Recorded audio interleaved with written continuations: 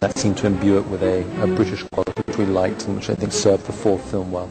His shows are very real and very grounded, and that was important to us because this is a film about revolution in part, about an underground movement of taking on of authority. And we wanted it, in spite of all the magic, to really have it based in a real energy, in a real world, in a real feeling. We want to get inside of Harry's head and really feel the emotion. And he directs with real passion, with real emotion and real sensitivity. And that was vital for this film. In the fourth film, Katie Leong beat thousands to win the role of Harry's love interest, Cho Chang.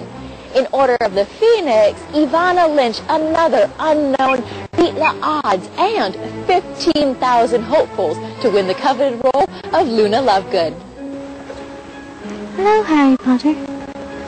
Luna Lovegood, who is played by Ivana Lynch, who is an eccentric character. She's dreamy, off in her own world. A lot of the kids think she's a bit whacked and a bit strange, but in fact, you know what? She's really wise.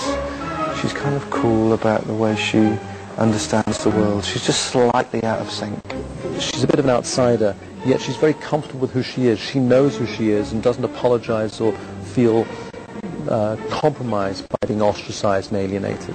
And like Harry, who is ostracized and alienated, because of that, they form a bond. We both believe you, by the way. That he who must not be named is back, and you fought him, and the Ministry and the Prophet are conspiring against you and Dumbledore. Thanks. Seems you're about the only ones that do. I don't think that's true. But I suppose that's how he wants you to feel it. What do you mean? Well, if I were you-know-who, I'd want you to feel cut off from everyone else. Because if it's just you alone, you're not as much of a threat.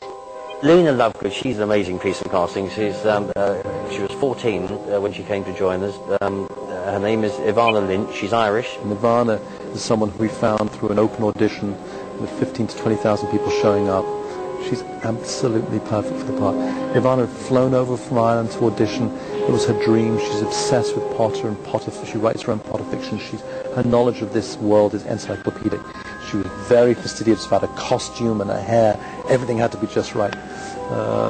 She's magnificent. When I first came, it was for the screen test, and I had to do that with Daniel, and it was like in Philosopher's Stone, Harry, he goes to Diagon Alley, and he says he wishes he had eyes all around his head. I wanted to have that, and just so much to see, and I was hoping so much that I would come back again, but I was trying to take in everything in case I wasn't. Fans of the book, and there are millions, they don't miss a thing. The smallest detail could have monumental importance. Any omission could be tragedy. But a 700-plus page book would translate into what? 10 hours on screen? And that's just not possible. Working hard is important, but there's something that matters even more. Believing in yourself. Think of it this way. Every great wizard in history has started out as nothing more than what we are now. Students. If they can do it, why not us? In terms of Jo's involvement, the process is each director will meet her. The writer will talk to her before he starts writing.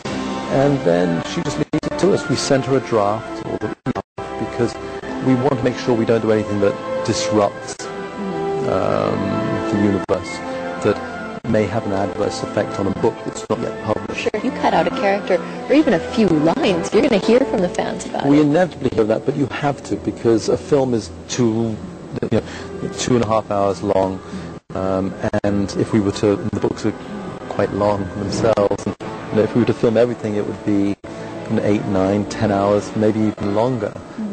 And we just can't do that, neither financially nor really just for the cinema-going audience. They want to have, it wouldn't be one film, it would be many films, and just in terms of the structure, I don't think it would be as satisfying a structure. Maybe as a TV series, but it wouldn't be as satisfying as a cinematic structure.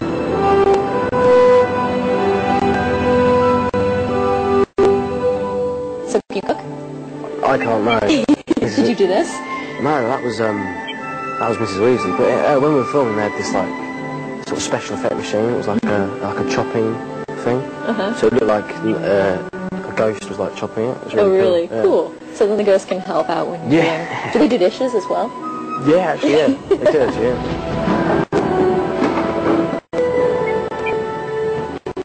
Have a Harry Potter film without some creatures, and luckily we have some here.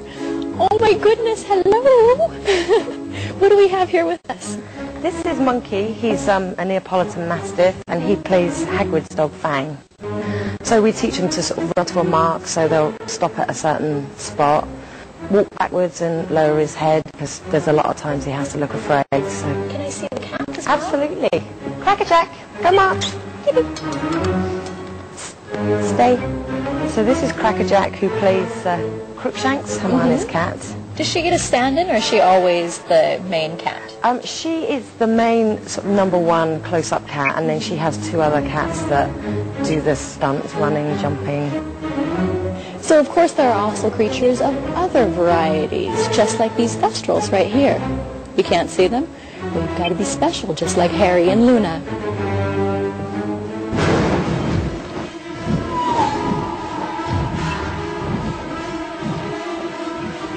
Well, if you were to say what they resemble, it would be a horse and a dragon. Yeah. They have like they have a beak and they have a dragonish face. And But they're all really bony. they're all, it's almost like Really skin has bony. been sucked in from the inside. It's all kind of sculpted around their bones. So basically it looks like they've And never they eaten have before. milky white eyes. Yeah. And they're bat wings. They're really scary. The Thestrals are something which is really important to Harry, because they sort of fascinate him, which in a way means he has a fascination with death, and I think he is. There's something very morbid and interesting about them. And they do look like sort of something the 4 Horsemen of the Apocalypse would ride. And so they are frightening, but I think they have a capacity to look quite beautiful and majestic at the same time.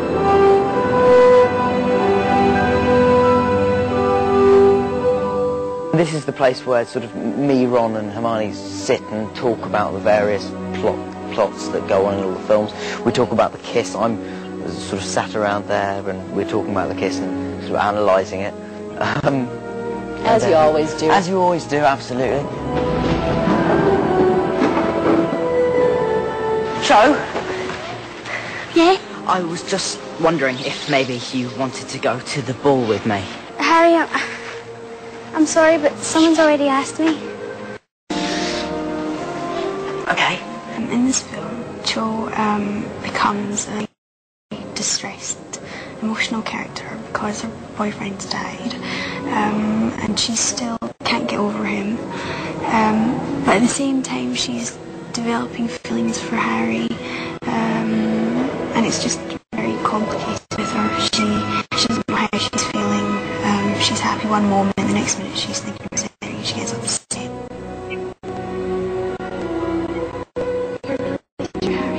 There's a photo of Cedric in the room of requirement, and she starts thinking back to all the memories that she had with him. And so when everybody's left the room, she's still left us standing there. And Harry spots her, and he goes and he asks if she's alright. And one thing was father, and before you know, they're kissing. This was your first on-screen kiss. Yes. What leads up to an on-screen kiss?